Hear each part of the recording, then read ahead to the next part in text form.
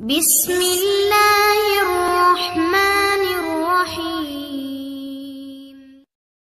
واقعہ اس طرح ہے، ایک بد چلن اور مکر و فریب عورت تھی۔ بنی اسرائیل کے یہاں ایک پہاڑ تھا جسے وہ لوگ بڑی عظمت والا سمجھتے تھے اور اس کی بڑی عظمت و توقیر کرتے تھے، اور اگر کسی بات کا فیصلہ کرتے وقت قسم کھانے کی نوبت آتی تو اس پہاڑ پر چڑھ کر قسم کھاتے اور اسے سچا سمجھ لیتے۔ اسی شہر میں ایک خوبصورت عورت تھی جس کا ایک نوجوان سے ناجائز تعلق ہو گیا۔ عورت اس کو اپنے مکان میں بلانا شروع کر دیا۔ کچھ دنوں بعد شوہر کو شبہ پیدا ہو گیا۔ اپنی بیوی سے کہا، مجھے شبہ ہے کہ میری غیر موجودگی میں کوئی تمہارے پاس آتا ہے۔ عورت نے انکار کر دیا تو شوہر نے اپنی بیوی سے کہا، اگر تو سچی ہے تو پہاڑ پر چڑھ کر قسم کھا لے کہ تیرا کسی سے ناجائز تعلق نہیں ہے۔ عورت نے کہا، ہاں کیوں نہیں، میں کل ہی پہاڑ پر چڑھ کر قسم کھانے کو تیار ہوں۔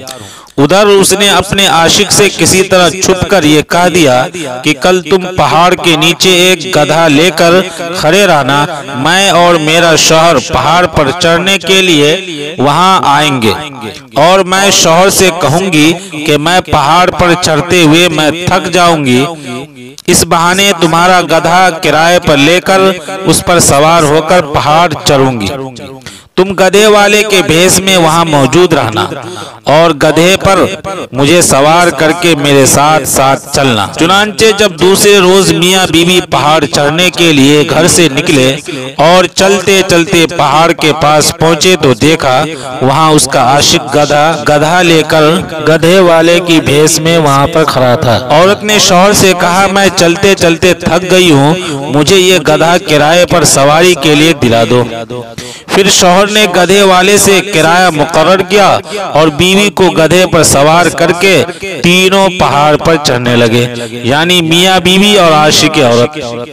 جب وہ جگہ آئی جہاں پر لوگ قسمیں کھاتے تھے تو مکار عورت نے اپنے آپ کو گدھے سے نیچے گرا لیا اور اس گرنے میں اپنے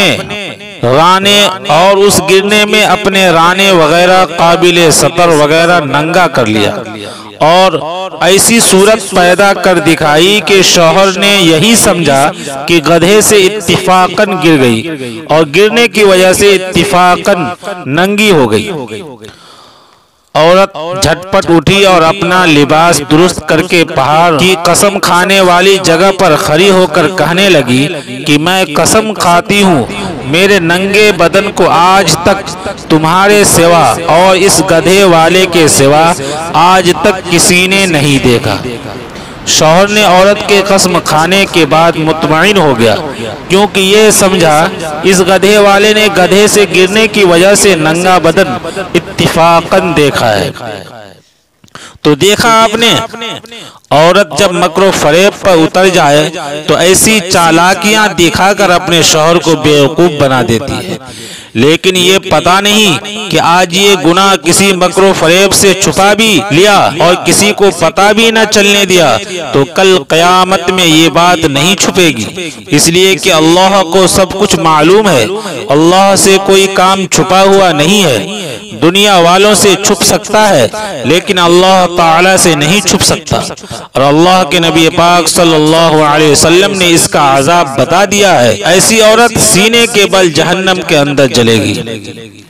اس لیے اللہ تعالی سے دعا ہے کہ اللہ پاک ہم تمام ماں و بہنوں کو اس عذاب اور اپنے شوہر کے ساتھ مکر و فریب کرنے سے بچائے، آمین ثم آمین۔